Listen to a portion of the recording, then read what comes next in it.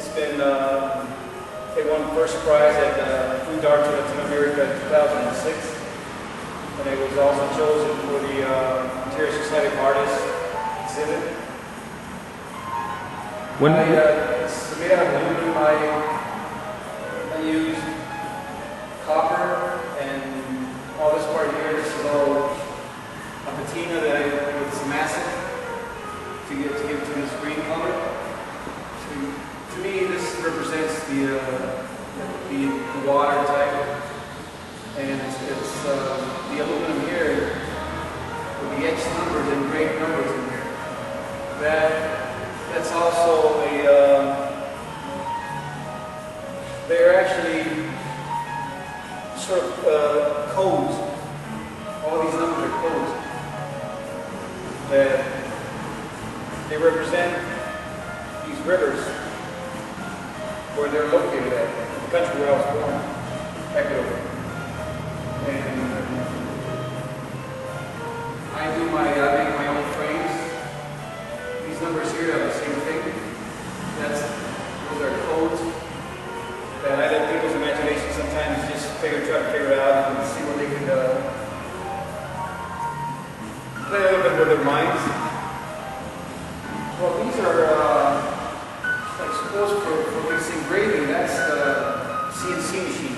CNC machine. This is once they apply, this is a special copper that I get.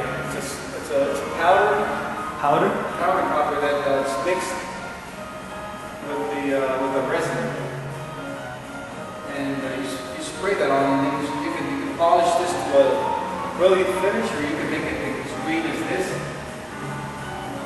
and it's clear coated to stop the oxidation, because I wanted to keep it that color. I don't want to keep it changing, because if I don't put a clear coat on, it will change.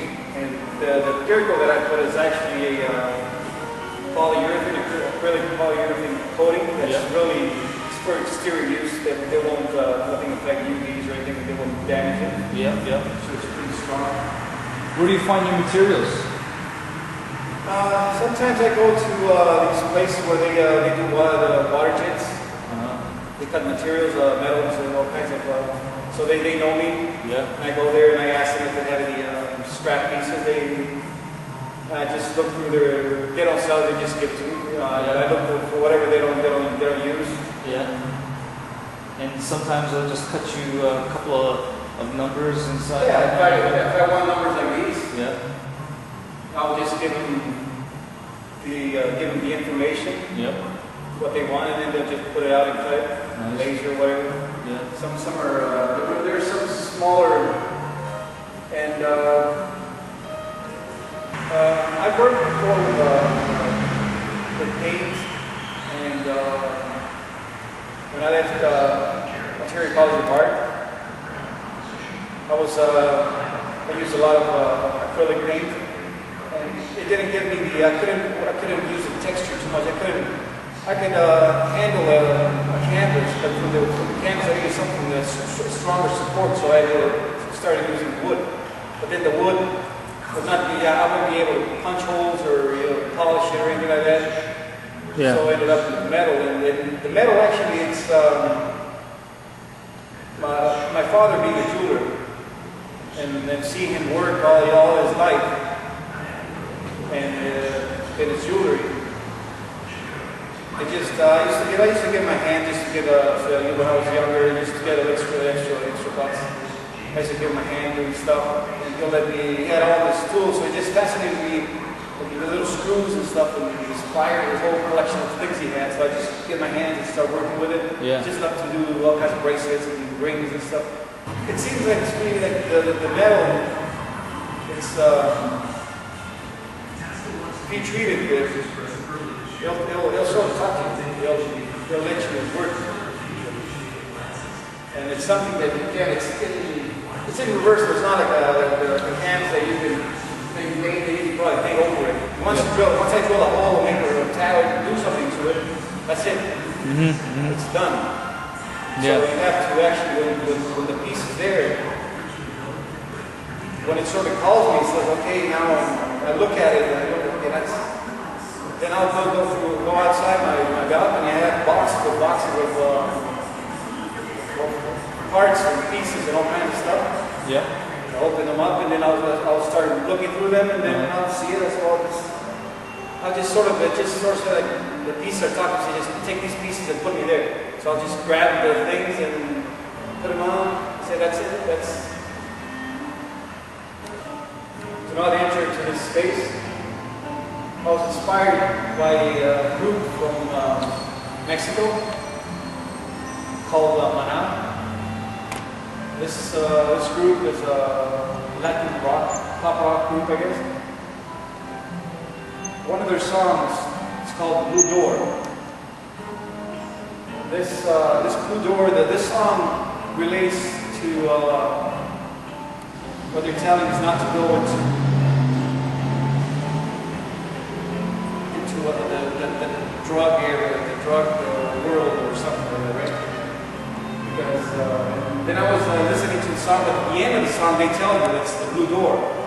And I was listening to it and it just inspired me. It said, you know, the blue door, do not enter into this because that's what's going to happen. And if you look at it, the transition of the dark blue to the light blue from sort of the sky, and then you get this door here that sort of it's opening up, trying to call you to go inside.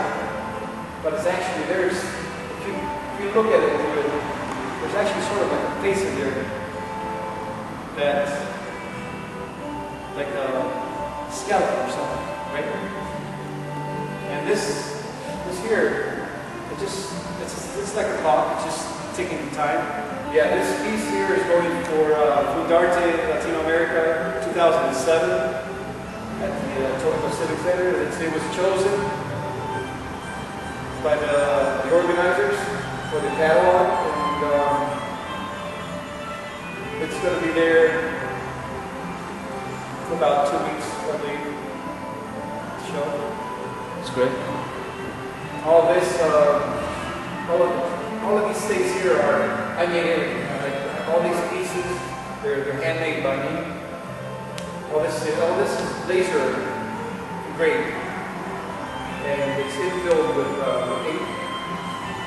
All this here, the inside, this was a piece that when I go to my usual collecting places and find things, yeah, that's water jet cut. They cut the piece of the letter, they take the letters out, but for them, they can sell that the aluminum as a scrap. But to me, that's not the scrap. And then, you know, I made this door that's supposed to be like the door with all the hardware, frame and everything. The attachments at the back, same thing. This part here is plexiglass, which is sandblasted, and these pieces here are attached. I have to drill them, attach the holes. And screwed from behind. All the pieces are all, everything